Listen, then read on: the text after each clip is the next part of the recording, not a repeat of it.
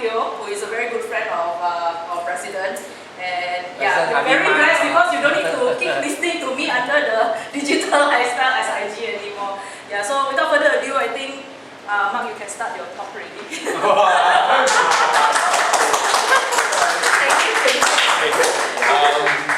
No, I just introduced a bit. Okay. I know him very, very long already, since 1970. Wow.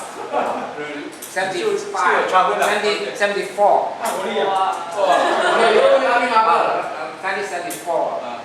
When we were in a French class. Sec 2, when I was Sec 2 in a French class, studied French. Oh, no wonder your friend, girlfriend. But the point is, he not interested in girls, so he often skip class. Then I always table a lot of pretty girls. Then that's why we know each other that long. But you still know a little bit of French. Okay.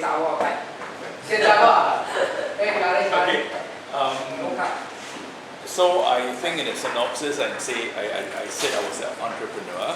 First, I must apologize that the preparation is not really complete. So the PowerPoint is like perhaps the first part, but I put it all together. And also my position, the way I'm going to share today, would be not to say that I know about the future, but I'm here to share with you perhaps some perspective of what the future is about, and I would rather use this as a launching point for you to give your input. And so I will share with you, there's a lot of information. There's a lot of information that I've gathered, so much more that I don't think I have enough time to put it all together. So I'm going to, okay, I'm just going to go into PowerPoint first.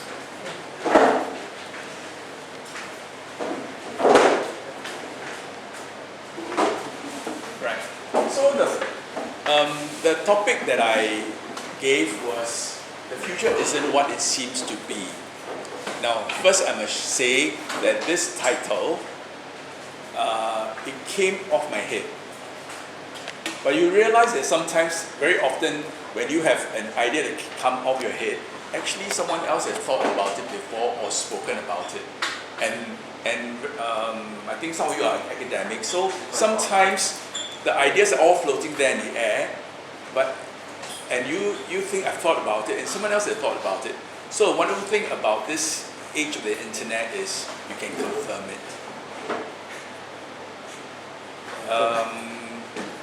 So the very light-hearted bit about it is, who actually said this according to the internet? Who said this first? You. No, it's not. Actually, the first person, at least if you Google, you'll find that Yogi Bear, or you call it, he's a baseball player. He died at 90. It's pretty wonderful. And he used this phrase, the future isn't what it used to be, to mean that times are different, not necessarily better or worse, just different. Okay? Now, this was in 1998, and then there was a picture in 1974, but he isn't the first guy in print to say that. Who else said that? Actually, there were actually two groups. One is Paul Valéry, c'est Foncé, and Laura Riding and Robert Graves. These were three persons, two collaboratively, who actually used this. So let's go back to the original text. In a journal called Epilogue, which is a kind of a literary journal by Laura Riding and Robert Graves, they had this phrase. And what were they commenting about? It says that human mind has reached the end of temporal progress, and the future is not what it used to be. People talk with less and less now. This is very deep, progenitive self-precipitation in the future. What it means is the ability to create yourself and to project yourself into the future. You know, it means the ability to imagine yourself in the future, right? And the reason why they say they behave with more and more fatally decisive immediacy. That means they are very much focused only in the present. And the future contains nothing but scientific development. It is an involuntary spending and manipulation of physical forces. Now this is very interesting because it's talking about science, it's talking about tangible things, and what they are lamenting is the lack of consciousness, the lack of going something beyond the physical, metaphysical. It means literary, ability to imagine and to create something into the future. So it's very interesting, and this was written in 1937. At that time, you think it's not so modern, right? Yeah. But afterwards, I'm going to also share with you the story. I don't have the timeline, but I will just verbally share with you. We'll address this. At what point did we start to think that the future is different? Okay, at what point did it happen? Now, very interestingly, Beng Cheng mentioned French. So, l'avenir est comme les hestes. Il n'est pas plus céleste. That's French. Speaking in French, say I so catch no ball. good thing of English translation. It says the future, like everything else, is no longer quite it used to be. By that I mean we can no longer think of it with any confidence in our induction. Induction means trying to bring something, try to discern the future. So this is written also 1937.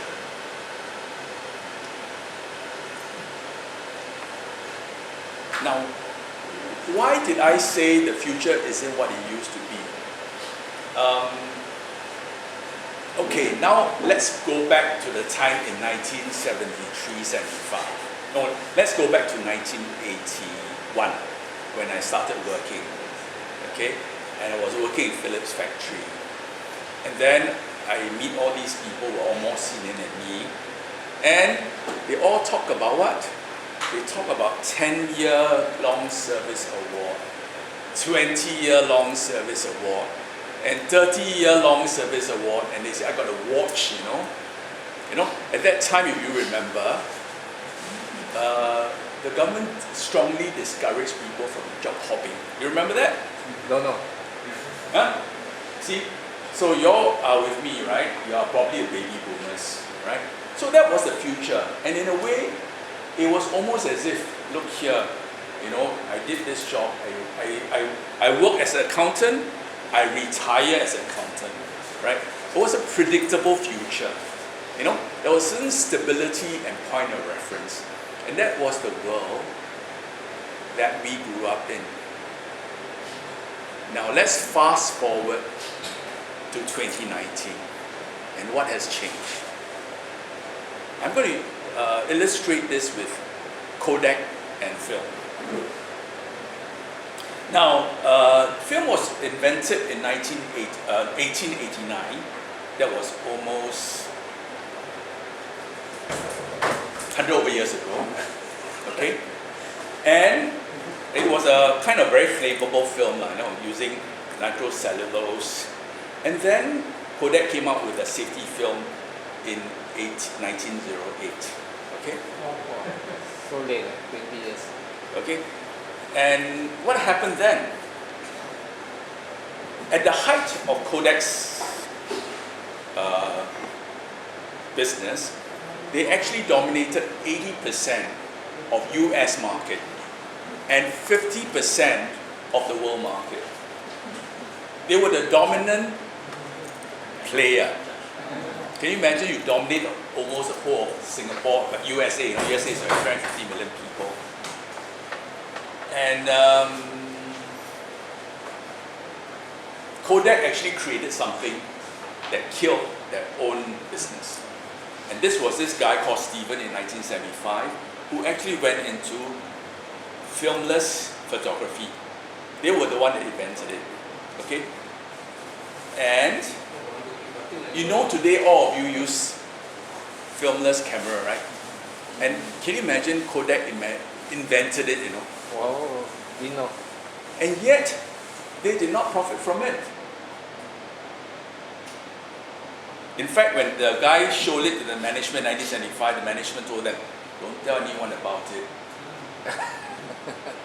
Okay, this is the picture that we are all confronted again and again. When you are entrenched in a certain technology, you may not embrace change. You may be adverse to it. But this is very interesting because it's retrospective. So what happened to Kodak? In January 2012, Kodak had to file for bankruptcy protection. Now there's another similar success story that too many things to have very long, so I apologize. Steve Jobs created the iPod music, right? He overtook Sim Yong-hoo. A more inferior product, but good marketing, he managed to secure the market. And then in about, I think 2009 or something thereabout, when he introduced the iPhone, he made a strategic decision to kill iPod and introduce iPhone. Do you think he did the right thing? Now you say, yeah. In retrospect, he did the right thing. So here there are two different, very contrasting scenarios.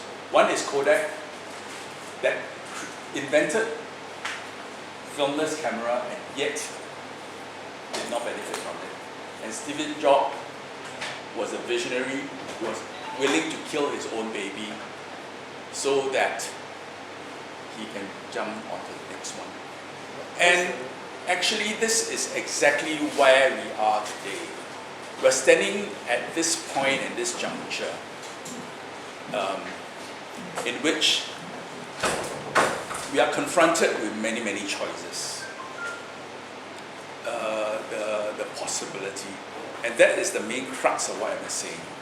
Okay, now I don't have the benefit of, I have a lot of This one, the Steve Jobs one is a bit different one. The iPhone contains all the features of the iPhone. Whereas the film one, totally no business. but still photography, ma? Yeah, but no business. Huh? That business is selling film. Whereas this one, he has an iPhone, he still sell the music. So, okay. So it's Okay. Similarity and difference. Okay. But enlargement. these are the decisions you need to make as we are moving forward.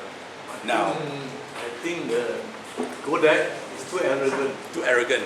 because they think they are the best paper, best film, best product in X-ray and anything, the world is at the top. Yeah. So they won't bother what is this. Okay. product. Now- Not exactly can say arrogant because the early digital camera, the quality is so lousy, Now, cannot match. what I'm going to do now is also now, let me, when I started with Future Is It What It Used to Be, I was referring to 1937, correct? Right. So, in our human history, right, there is a period of time in which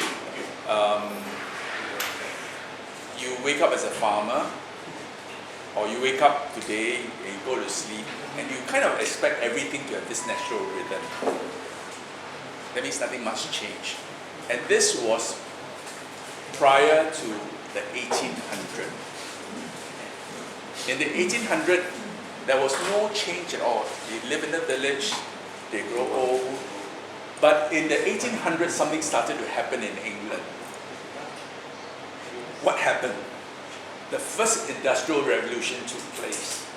And James Watt invented the steam engine. Okay? And with the introduction of the steam engine, it started to be able to accelerate motion. For example, the loom to weave clothes. Now they use steam engine to speed up the process. And this is because of the invention of the steam engine, it actually eventually led to England being able to defeat the Chinese in the Opium War. You know why? Because the Chinese were still using junk boats. The British admiral were using steam engine to propel their ships up and down the South China Sea. So do you know that the Chinese lost the war to technology. It was the Industrial Revolution I thought it's that made gunpowder. huh? Gunpowder is the one. Gunpowder or whatever, but if you read the story, they were able to go up and down the South China Sea at east. You know? Yeah? So this was the first Industrial Revolution. Now the thing that the first Industrial Revolution did was, before that there were cottage industries throughout England, but because of the Industrial Revolution, everybody had to come together in one place to produce something, right? The introduction of the factory and manufacturing.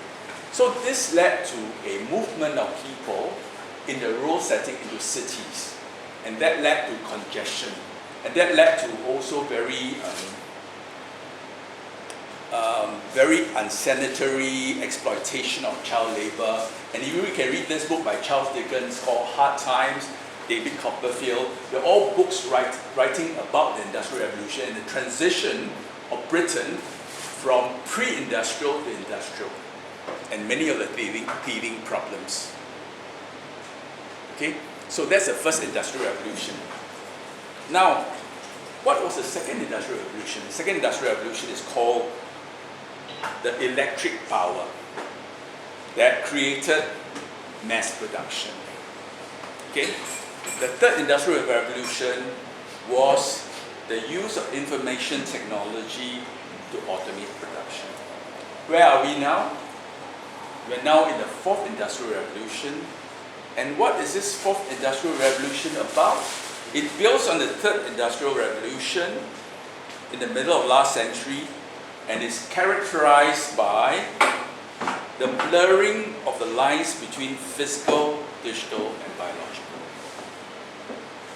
We are right now in what they call 4.0. Now, how is 4.0 different from 3.0? One of the key things that people talk about is they're talking about AI. AI. Deep learning, neural networks, machine learning. And this is the one that threatens to replace what we, a lot of human beings, are doing. That's the one that says in 20 years that 50% of our jobs will be replaced by machine automation. And that's the one that gives you a very dire picture of the world. One side of it. If you are looking for a job and it will not be replaced by another person, but you'll be replaced by a machine.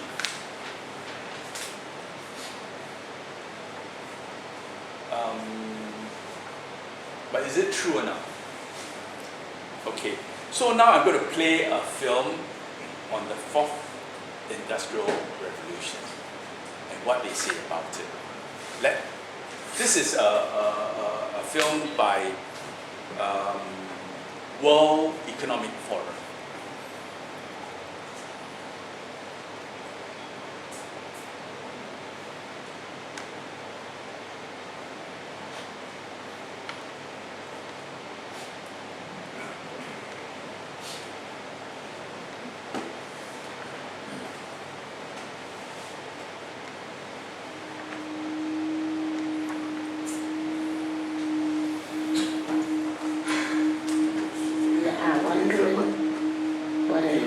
Happening to the world.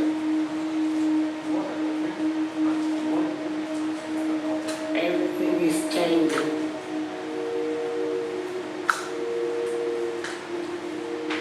The very idea of human being some sort of natural concept is really going to change. Our bodies will be so high tech we won't be able to really distinguish between what's natural and what's artificial. Inside our own heads is the most complex arrangement of matter in the known universe. You might ask yourself, can we get to be superhumans?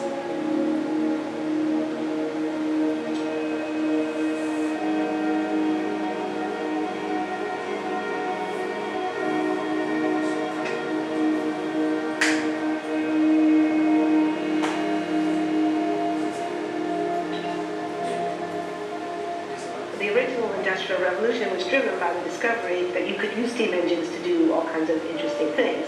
But that was followed by additional revolutions for electricity and computers and communications technology. We're now in the early stages of the fourth industrial revolution, which is bringing together digital, physical, and biological systems. One of the features of this fourth industrial revolution is that it doesn't change what we are doing, but it changes us. With the ability to visualize brain activity, for example, through a simple consumer-based EEG device, it gives us access to ourselves in ways that we've never before thought possible. It unlocks the black box that is the brain and enables us to really, truly be able to realize an identity that is aspirational. There's now a scientific foundation for the effects of mindfulness on the brain, on the genome, on biological aging, and when one does know itself, then you get the potential for a new renaissance that restructures itself in terms of our relationship to life, our relationship to the planet, our relationship to work. We need a different economic model. By that I don't mean capitalism versus communism. What I'm talking about is a shift in the system along the lines of the two big changes that happened in the 20th century. Keynesianism was a much greater focus on health and education and the role of government working with business, and then a reaction against that in the late century to neoliberalism, where the focus was on free markets, freedom of the individual, getting governments out of the way. We need a shift to a new system that will allow us to meet the basic needs of every human on the planet, that will live within the planetary means, that will be fairer, and that will be focused as its key goal, not on growth per se, but on maximizing human well-being. And history tells us that a value shift is triggered by creation of a new story about how we want to live. I see the circular economy as something which fits very closely with mankind's goal to be innovative and creative and to always progress. We can use asset tracking, we can use IT, we can use 3D printing to enable this different economic model to recover materials, feed them back into the economy, and really to decouple growth from the resource constraints we have. The reason we live in cities is not different today than it was 1,000 years ago. Even if we have got networks connecting us, we still want to have places where we meet in person. So this means the place where we work, the place where we live are much closer to each other. A city where we don't need to have big supply chains in order to produce things, where many things can be sourced locally thanks to 3D printing and robotics. If we're able to do something to transform cities, to make them more efficient, then the impact can be huge. Think about the prospect of getting rid of plastics. We must not only be inspired or informed by nature, but actually use natural organisms with which to design products and building parts. Only instead of varying material properties, we're varying biological functionality. Design is critical today because it's the first signal of human intention. So the question of adding quality to quantity, it isn't a matter of simply circulating things that are potentially toxic. It's circulating things that are safe and healthy for all generations. So the goal is no longer, I want to be less bad, less monotonous, less unsafe, less unjust. It's really about a diverse, safe, healthy, and just world with clean air, clean water, clean soil, clean energy. Together we're fighting to preserve our fragile climate from irreversible damage and devastation of unthinkable proportions. If we think about the original Industrial Revolution, it was an energy revolution. I like to think of it as a kind of bookending of a period in human history during which we used fossil fuels, and it worked very well for us for a long time, but now we have to bring that to an end. We have energy technologies that can power our civilization, solar, wind, biomass. So then the question is, well, how do we get to integration? Maybe the wind is blowing in Denmark, the sun is shining in Germany, and now you can move that electricity through an integrated grid. You can supply energy to everyone who needs it, and you can supply energy at all times.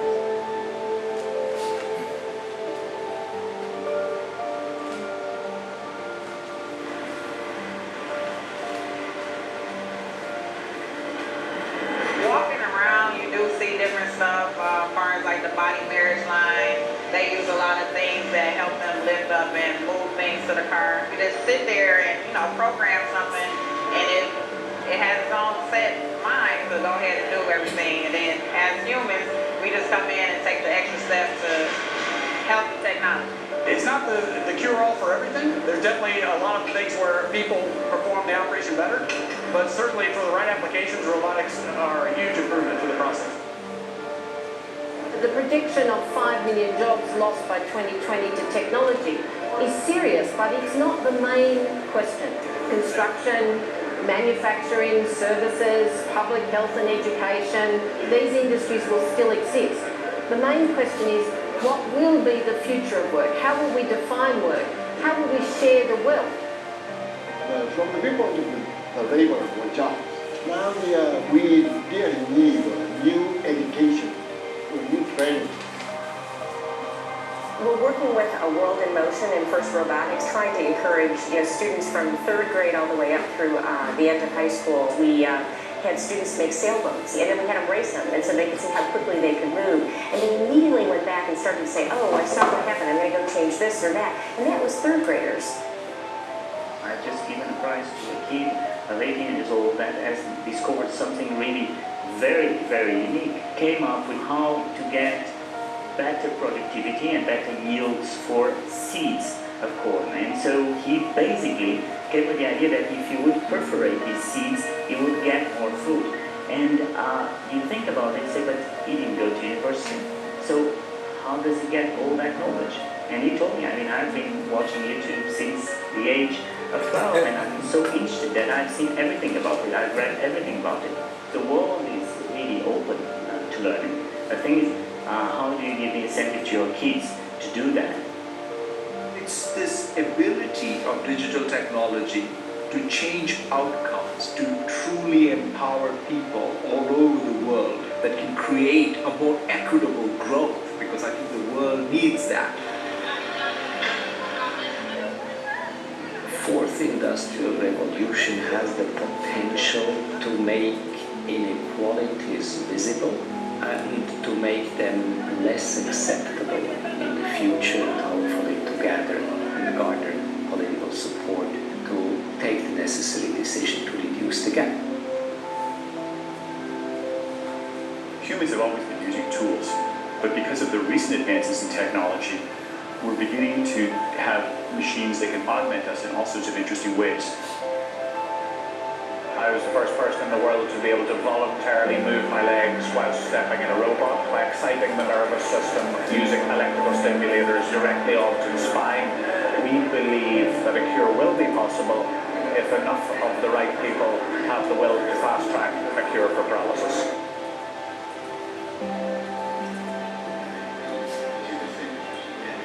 We take two things from the patient. First, we take a three-dimensional X-ray and we extract the three-dimensional data out of that so we can make a perfectly shaped puzzle piece. And then we also take a sample of fat tissue from the patient so that we can extract the stem cells out of those. And we use those stem cells with this three-dimensional scaffold that we fabricate, and after 3 weeks we have a piece of living bone that's ready for implantation. Being able to use genome editing to understand the genetic changes that lead to cancer, and technologies like drug delivery, getting molecules into particular types of cells. There's a lot of excitement about being able to move much more quickly on this disease. One of the things that I think is so essential to free and open societies is freedom of thought. And up until now, the conversation we've been having is around freedom of speech. Once we can access people's thoughts and access people's emotion, we have to create a space that enables people to think freely, to think divergent thoughts, to think creative thoughts. And in a society where people fear having those thoughts, the likelihood of being able to enjoy progress is significantly diminished. We need to take responsibility at every level of society, from the individual and the personal to the institutional to the global, to adapt to these technological challenges and changes which are redefining what it means to be human, what it means to work, what it means to be completely embedded in this world.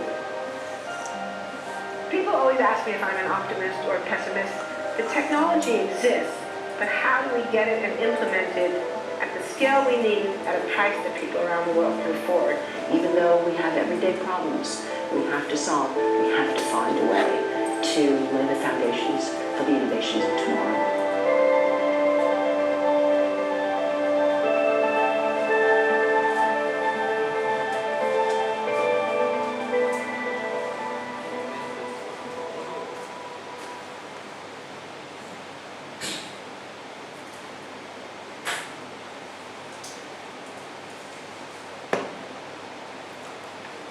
Any questions, comment?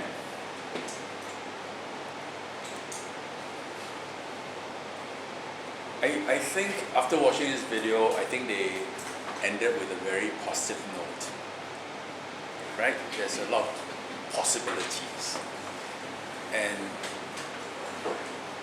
what they're saying is possibilities, and it takes each individual to envision into the future, because the future will not just happen. It is by our choices that we make now that will create the future. And it's very different from where we were 50 years ago, where our founding fathers told us and led us what to do. We are coming to a place where we are first world by GNP. We are the 7th highest per capita income in the world.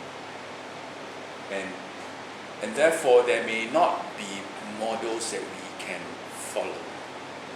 In fact, we need to be leading. So we need to be able to envision the future.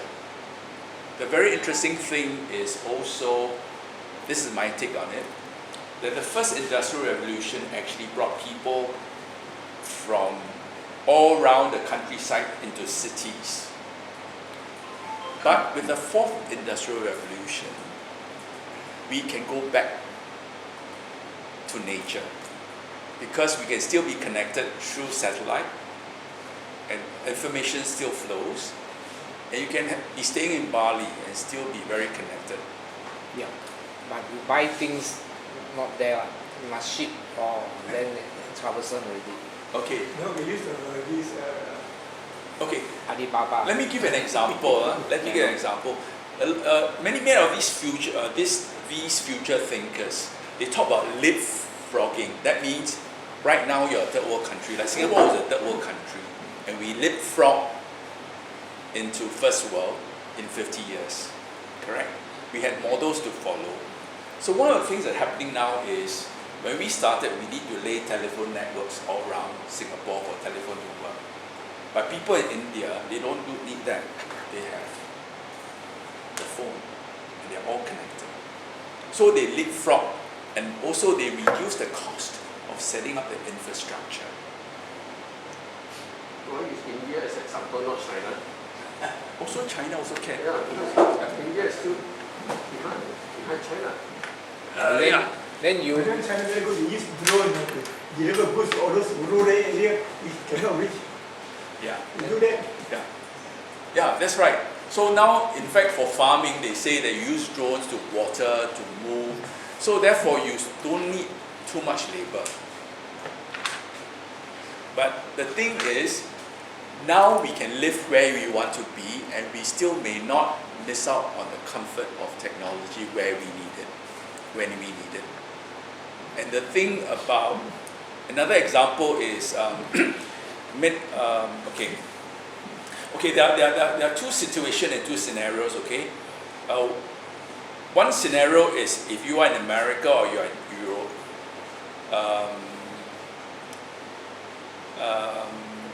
you have the cities and you have the farms, right? So they are very much built up, and there's not much growth for them because all infrastructure is already built, right? But even then, I had an example of the Appalachian. Appalachian is in the Rocky Mountains, somewhere near California. Very backward place, very poor place, very rocky, not much change. But they're very strong in culture. They're very strong in traditional crafts, and these kind of things, right, is maybe very hard for robotics to actually replace so quickly.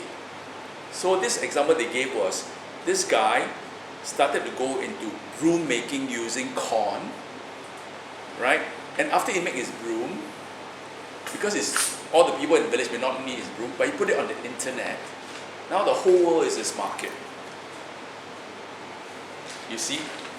So therefore, he used technology with tradition to actually reinvent himself.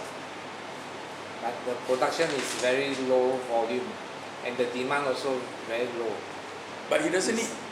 It will not make a lot of money, but good enough if they are living in that type of environment. Actually, when you live in a farm, you don't need to go to Correct. supermarket. So actually, you don't need a lot of things, you know. And Correct. So you lose out lah. You try buy the water. Not buy water, because you water 就是享受人生，对吗？人生就是享受 the nature, right? Right. So actually, the reason, because you are all Singaporeans, you live in this city, so everything is money, what? Yeah. You get vegetable, you cannot get from the farm. You got to go and buy, right? So everything revolves around money. But actually, you think about it, if you have a farm somewhere, you don't have to worry about vegetable, you don't have about chicken, about eggs. Everything you can grow yourself. When sick, cancer, 10,000, don't have money. You sell your farm back to beggar already. No, but you see, with this digital health, for example, right? With all the modern technology, before you actually get sick, they will tell you there's something wrong with you already. Yeah. So with the changes that are going to happen in the next 5 years, we're talking about, for example, actually, if you've got sons and daughters, don't ask them to become lawyer, accountant, and doctors. Why? Because things that require you to remember, have good knowledge of, the computer can give you the diagnostic very quickly, remotely some more, so don't really need. But if you are a very good doctor with good bedside manners, very kind, very, that one, maybe. Yeah. So you see, the thing is happening now is anything that requires analysis. I mean, especially, playing chess, for example, a lot of data, analyzing it, the machine can do faster than you. So no more chess champion.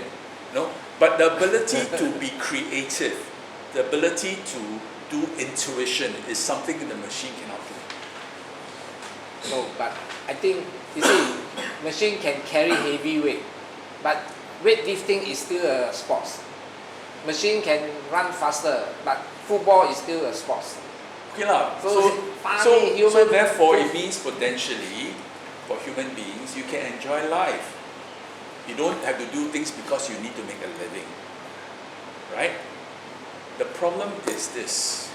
Okay, I tell you, personally, I feel the real problem is when you cannot connect what you do with an income, that can be a problem. Correct? No money. Yeah. But this problem is not something that cannot be solved. But this problem is not something you can solve on your own. This is a problem that you have to solve collectively as a community. You need to come to a consensus, and you need to decide how you want to move forward as a community. So that's what they're saying, you see, more equitable. That means as a community, technology can generate a lot of wealth, but what is the correct way of getting this wealth shared equitably? So there need to be new models and new ways of looking at things in order for it to be a positive step forward and not a negative step. That's where we are right now. And I have a slide that says that the future is not something you step into, but it's something you create by the choices you make today. Does that make sense? It's politically correct. But future is driven by money. You see, I tell you what's the problem, okay? Okay? Like in some business, you say, okay, last year I made so much, so based on the previous record, I project what I'm going to make in the future.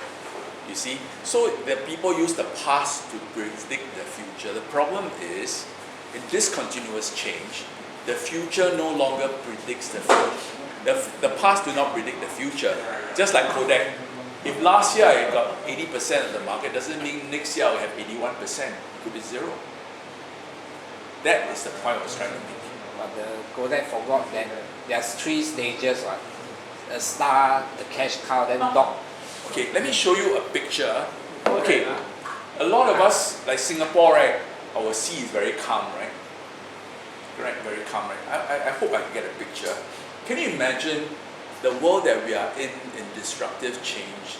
It's almost like Hawaii now. Singapore has become like Hawaii. Waves and waves of change are coming. with each wave that comes, is also an opportunity. That's what it is. That's the world that we're living in. So it's no longer like you spend 10 years preparing for something.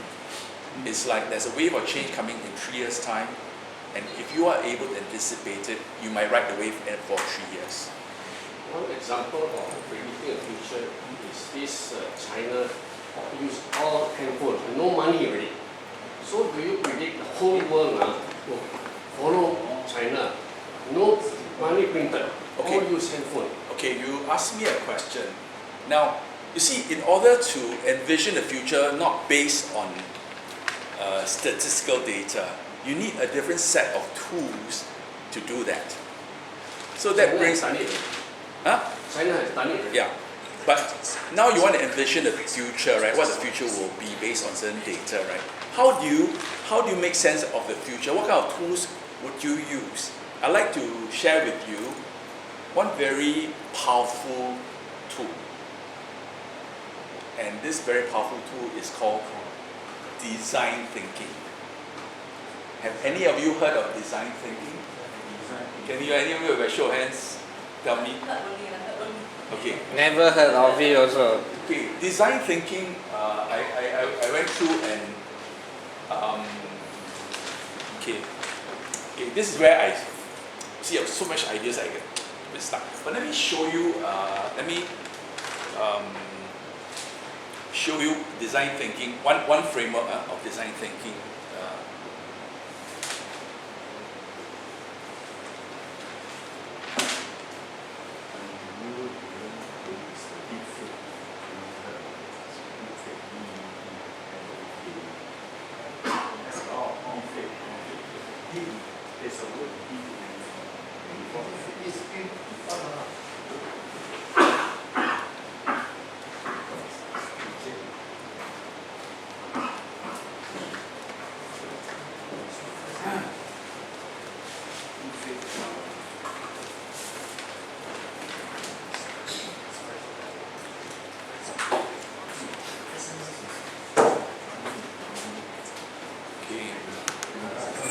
Refresh the screen again. Yeah. Is it connected? Not connected. No, you didn't plug in.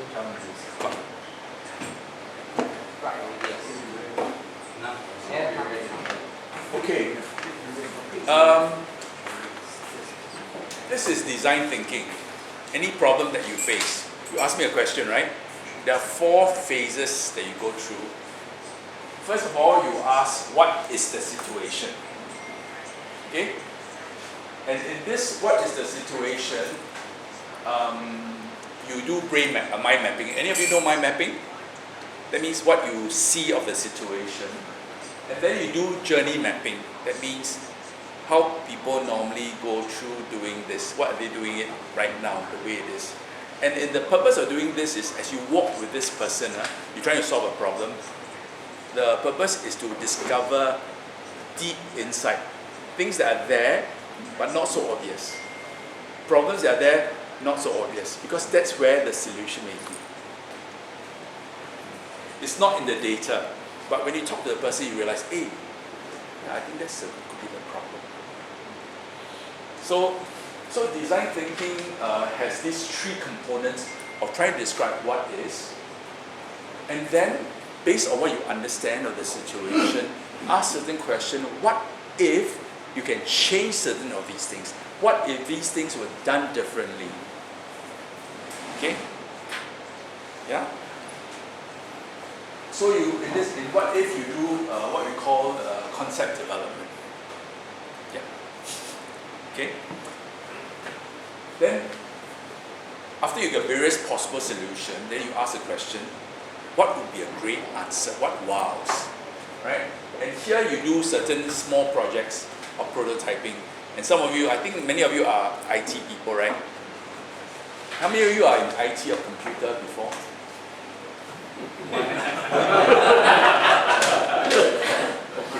So actually you do real practical prototype, but in real life, you test out your ideas. Yeah? And then you learn what's wrong. So it is that means you don't need to build very big plans. From there you test, you learn, and therefore part of it is making mistakes. So one of the problems for Singapore is we have been brought up in a culture where you make a mistake, see, lousy already. So we are risk adverse. If you are risk adverse and we don't take risks, we cannot discover what's possible. So this is called a mindset change. You see, so they call it the growth mindset. The mindset that's open to learning and open to change. So this is another part that's there also. Okay. It's me. Yeah. Who actually discovered design thinking and which country is actually practicing this? Actually, design thinking is also something that is very strongly advocated by the Singapore government. Yeah, and the Singapore government has been practicing design thinking. But design thinking is a tool. The more you practice, the more insight you get. So I leave you with this thought, because you can go and Google, and you can go and read about it, and the most important is a tool which you need to use, and therefore it will enable you to envision for yourself. Instead of having this glass ceiling in our minds, it will allow you to break out and break through what is limiting your perception of the future and of the present. So is the government allowing us to make mistakes now? I would say yes. Yes.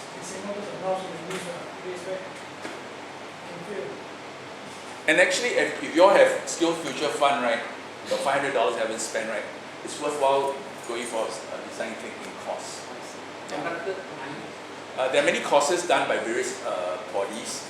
Of course, you can, if you want some input from me, I can recommend you one. That's free, totally free. You don't have to pay off.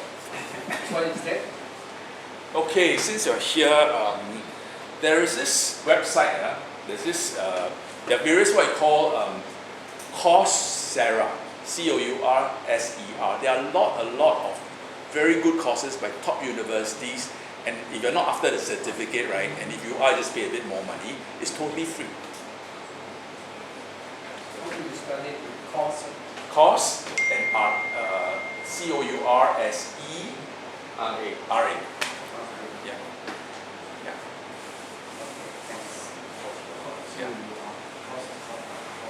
And also there's one more thing that, because with this tool, right, and many other tools that allow you to anticipate what's going to come, right, you have that 1, 2, or 3 years to prepare for that change. And when the change comes, you're ready for it. Can you give an example of design thinking? Any example? Design thinking. Because we still don't know what is design thinking. Okay, let's say Lee Shen says that Singaporeans all seem to have like diabetes. You know, so they want to reduce the rate of diabetes among Singaporeans. So current thinking is the rising sort of working age of old people. Is it design thinking? He's talking so much. Okay. Now this one, a lot of people have been talking about it. Okay, since you brought design thinking. Okay, since you brought up the topic, one of the things is the life expectancy for Singaporean is about 84 years, correct? So not only Singapore but globally, the baby boomers, which many of you are, actually have there is a lack of appreciation of the experience and the skill sets you have. Okay, so you may ask the question, what is the situation? Okay, so what is, right? You describe people with skill sets that are not recognized, and then overqualified, don't get a job, right? Correct? So how you overcome it? Well, this one will be a separate exercise. That means you start from there, and then ask what you can do. I've been thinking about that one. It's your ability to come together as a group. okay, yeah, and ability to bring out what your individual skills are, right, and the ability to even form something as a group that can show value, for example.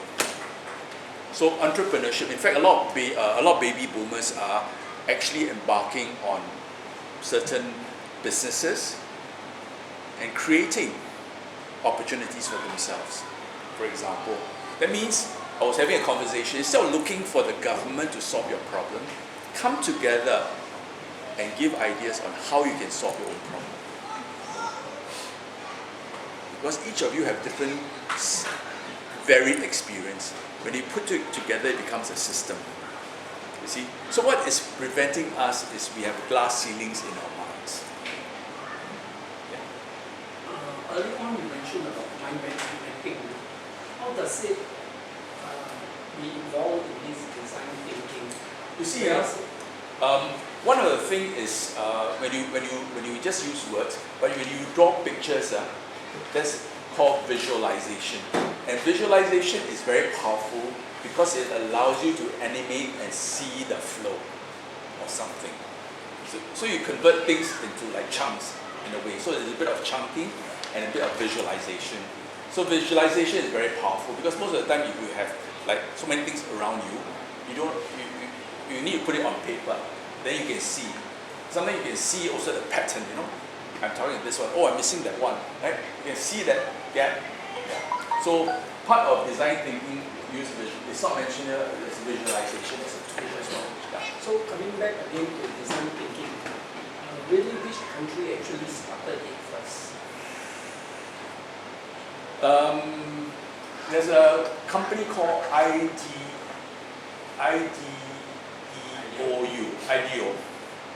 Anybody ever heard of IDEO? They are, I think, one of the key proponent and perhaps the initiator of design thinking. And design thinking is something that is originally used in the context of product design.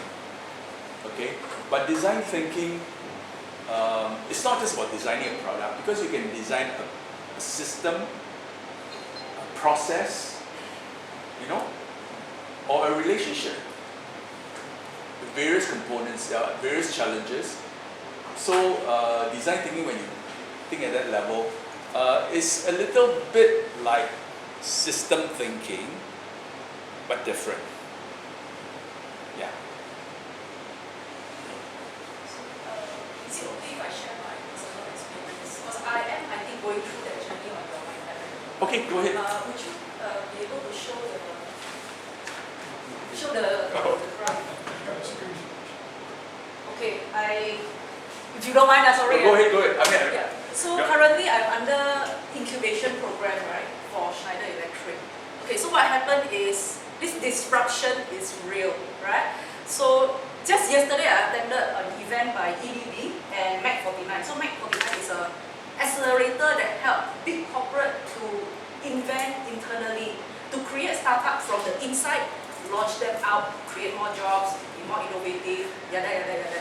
So currently, when I started this program, it was starting from, okay, it's just an idea. The idea, they want to do a marketplace that connect panel builder and electrical contractor. So it's very small. So that was the idea. So it started from here, right? And then when I came on board, so I was like, I'm kind of like a hired entrepreneur in this journey. It's weird because the idea didn't come from me, but they don't want to do it themselves. So they hired a consultant, or in our startup term, it's called accelerator, to hire somebody, go and test it, go be the guinea pig, go and go through this process before they decide, oh, okay, I really want to make it into business. So when I came in the first few months, yeah, like everything is just in my mind. I'm thinking, okay, I want to do this. I got this idea. I take their idea. I see what in US they are doing, right? I copy. What are the competitors out there? That's the fastest you can learn anyway, right? Then after that, how you modify. So I was at the more, I think, value chain analysis and mind mapping. Then after that, I need to talk to the potential users, the contractors.